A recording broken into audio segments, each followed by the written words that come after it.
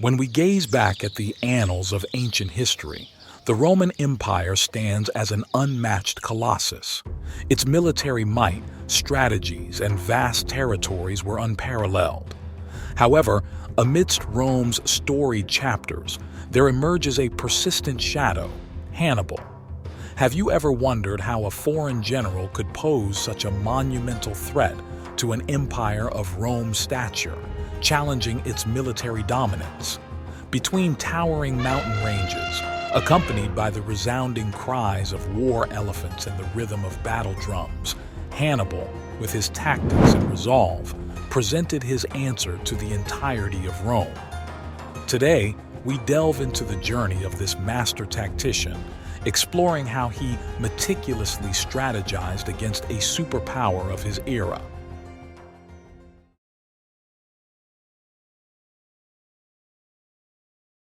The Mediterranean, an ancient world's major crossroad, brimming with interactions and clashes of civilizations. Amidst them, two monumental cultures, Carthage and Rome, stand out prominently. Carthage, located in present-day Tunisia, was one of the wealthiest and most influential maritime powers of its time. Concurrently, Rome, rooted in the Italian peninsula, was rapidly emerging, setting its eyes on greater territories and influence. Rome's military strategies and formidable organizational skills propelled it to become a dominant force in the Mediterranean. This was not merely a race for land and riches, but a collision of cultures and values. In this power play, Carthage found itself facing insurmountable challenges. However, Carthage held not only commercial and maritime expertise, but also the legacy of a dynasty, the Barca family. Barca, meaning lightning, was a title initially associated with Hannibal's father, Hamilcar Barca, and subsequently with his descendants, including Hannibal himself. Generation after generation, they safeguarded their homeland, and Hannibal stood as the gem of this illustrious lineage. His formative years, deeply imprinted by his family's legacy, laid the foundation for his grand endeavors to come. Hannibal wasn't merely a strategist. He was a leader, adept at inspiring, commanding, and organizing his forces. From his youth, Hannibal began exhibiting an extraordinary military prowess. His education and family background equipped him to rapidly master tactics and strategies. His family instilled in him an unwavering determination and an undying loyalty to Carthage. It was this allegiance combined with his strategic genius that enabled Hannibal to achieve remarkable victories in the ensuing wars. He not only challenged Roman dominion, but also secured vital breathing room and time for Carthage.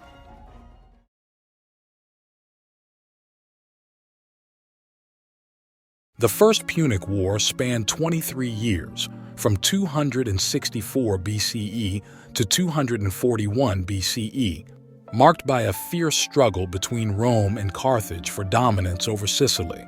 Ultimately, the war concluded with a Roman victory and a humiliating defeat for Carthage. Carthage's loss was not merely a straightforward military setback. It deeply rattled the national pride and military prestige of this maritime power.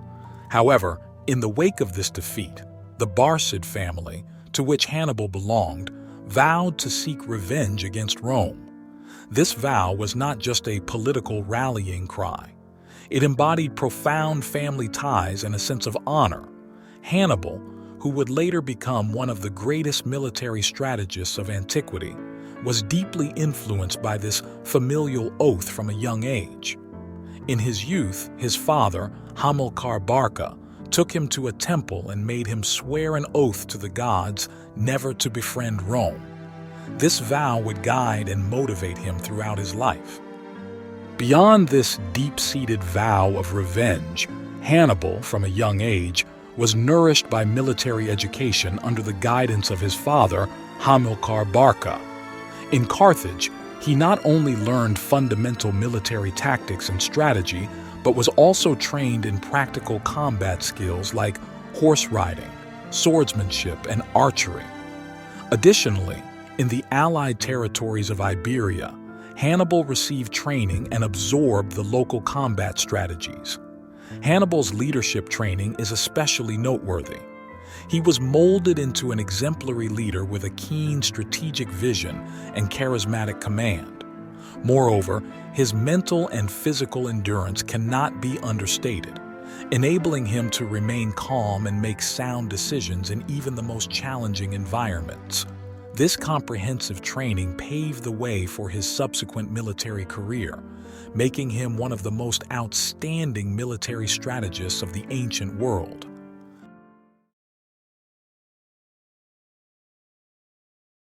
When discussing ancient military strategies, Hannibal's audacious crossing of the Alps stands out as one of the most awe-inspiring moments. But what drove him to risk his life, choosing such a path filled with uncertainty and challenges? Hannibal was well aware that a direct naval assault on Rome would be extremely difficult. The Alps have historically acted as a natural barrier, segregating the cultures and geographies of Central and Southern Europe. Its rugged terrain and harsh climate made it challenging for vast armies to cross, prompting most ancient generals to avoid it. But for Hannibal, this presented a strategic opportunity like no other. He believed that if he could successfully lead his army across the Alps, he could shatter Rome's psychological defenses, gaining an unexpected advantage for the battles to come. This surprise effect and strategy was not just a physical breakthrough, but also a psychological shock, instilling panic and unease in the minds of the Romans.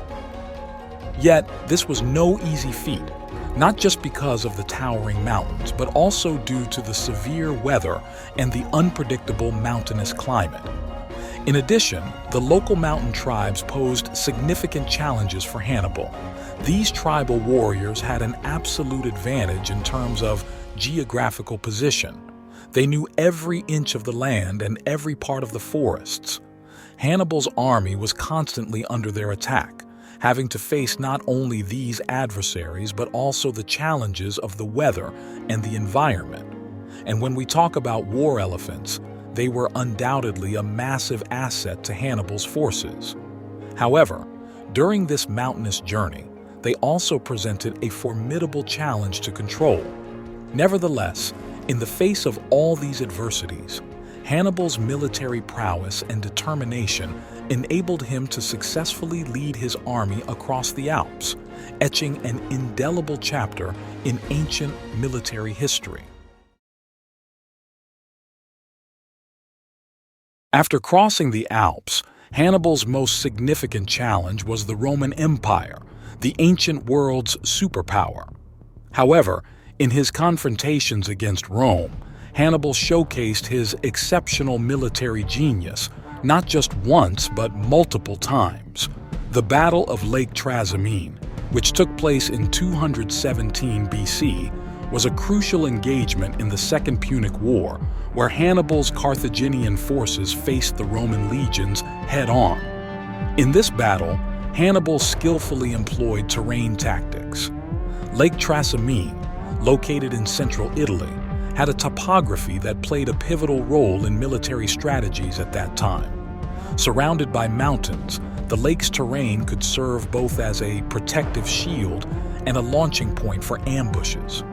Hannibal strategically positioned his troops for an ambush along the lake's edge, while openly exposing a portion of his forces to act as bait, luring the Roman legions. The Roman generals, feeling provoked, led their troops into battle, oblivious to the encircling trap Hannibal had preemptively set for them. As the Roman forces advanced to a specific position, Hannibal ordered his ambush troops to strike from both sides in the rear, encircling the Romans. This sudden attack caught the Roman forces completely off guard, with the majority of the Roman soldiers killed or captured in the chaos. In this battle, the Carthaginians captured a vast number of prisoners, while Rome suffered heavy losses.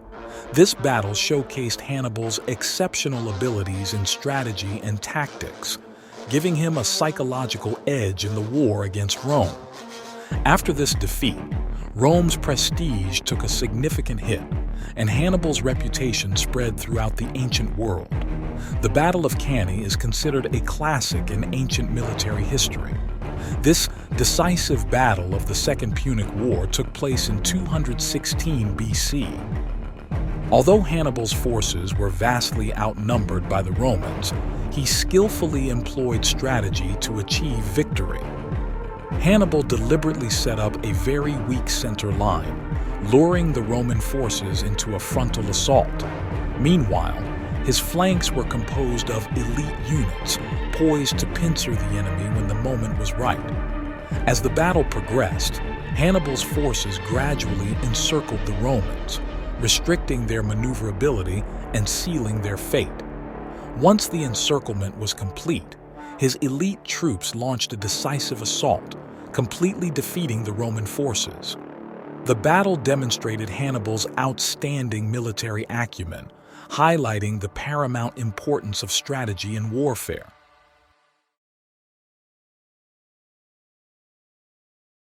The Battle of Zama played a pivotal role in Hannibal's strategic career. It was not just a military confrontation, but also a crucial turning point in the struggle for supremacy between Carthage and Rome. As the drums of war sounded, the destinies of the two great empires intertwined here, eventually dealing a severe blow to Hannibal's dominance on the Italian peninsula. Following the Battle of Zama, the Carthaginian army led by Hannibal faced a strong counteroffensive from Rome.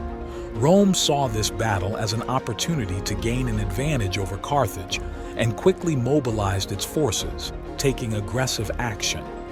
Once invincible in Italy, Hannibal's position became increasingly precarious after this engagement.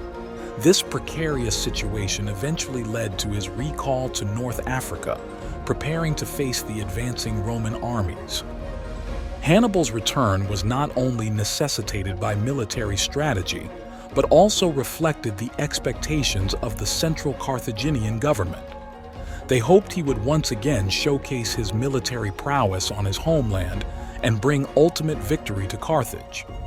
But the wheels of fate were already in motion, and the final showdown between Hannibal and Rome was imminent. The Battle of Zama became the climax of this epic confrontation, where the two armies determined the outcome of the Second Punic War. In the Battle of Zama, the balance between Carthage and Rome shifted dramatically. Although Carthage had a numerical advantage in infantry and had 80 war elephants, Rome gained a cavalry advantage for the first time due to the alliance of the eastern Numidian king Massinissa with Rome. As the battle commenced, Roman cavalry swiftly defeated the Carthaginian cavalry and successfully countered Hannibal's war elephant units. While at moments Hannibal seemed to have the upper hand, Scipio's tactics showcased his profound battlefield insights and strategy. He understood the advantage of cavalry in open terrain, thus skillfully using cavalry to flank and deliver heavy blows to the Carthaginian cavalry, leaving Hannibal's infantry exposed to the Roman foot soldiers. Through a deep understanding of the Zama terrain, Scipio chose a location that minimized the threat of Hannibal's elephants and provided maneuvering space for the Roman forces. Moreover, his precise intelligence network informed him about Hannibal's troop deployments and strategies. Thus, even though Hannibal tried to leverage his strategic advantage in the battle, Scipio's comprehensive planning ensured a decisive victory for Rome. According to records, Carthage lost 31,000 soldiers in this battle, with another 15,000 injured, while Rome suffered only 1,500 casualties. Because of this defeat, Carthage lost faith in Hannibal and surrendered to Rome, bringing an end to the Second Punic War. In the aftermath, Carthage was forced to pay a massive war indemnity, lost all its overseas territories, and was left with only 10 ships. The Battle of Zama was not only the last battle of the Second Punic War, but also the last major conflict of Hannibal's military career. What clashed in this battle was not just two armies, but the ambitions and dignity of two empires. Rome's Scipio and Carthage's Hannibal, these two military giants confronted each other directly in this battle. Although Hannibal was defeated by Scipio in this battle, his extraordinary strategy and fearless fighting spirit are still admired by historians and military enthusiasts to this day. After the defeat, Hannibal's life entered a new phase. He was no longer a general of Carthage, but an exile. He first went to Tyre, then moved to the ancient empire of Asia Minor, the Seleucid kingdom. There, he was warmly welcomed by the king and was given a prominent position. Hannibal did not forget his expertise, military strategy.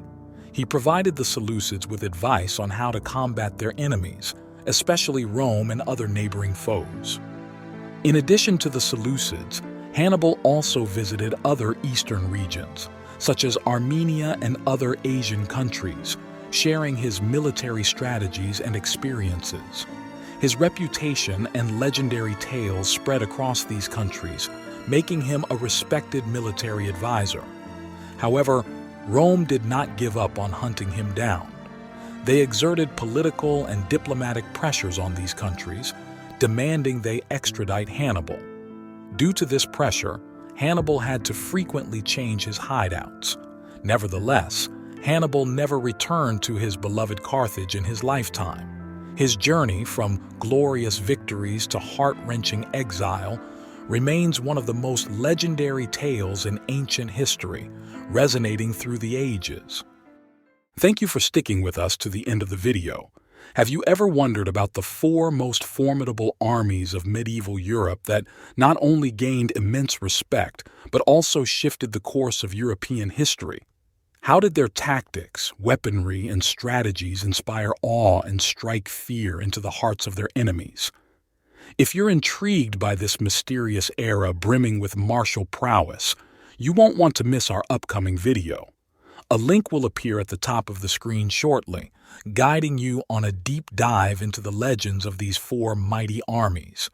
If you enjoyed this video, don't forget to hit the like button, share, and subscribe. Thanks again, and we'll see you next time.